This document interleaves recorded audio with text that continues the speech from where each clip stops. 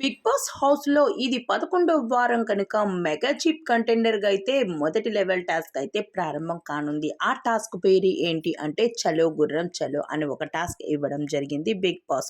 హౌస్‌లో ఉన్న కంటెస్టెంట్స్ అందరూ కూడా ఆ టాస్క్ నుండి తొలగించక ఇక్కడ పృథ్వీ, గౌతమ్, యశ్వి వీరి ముగ్గురు మధ్య అయితే పోటీ పడింది. వీరి ముగ్గురులో ఎవరు మెగా చీఫ్ అవుతారు అంటూ ఆసక్తికరంగా ఎదురు చూస్తూ ఉన్నారు అభిమానులతో పాటు హౌస్‌లో ఉన్న కంటెస్టెంట్స్ కూడా.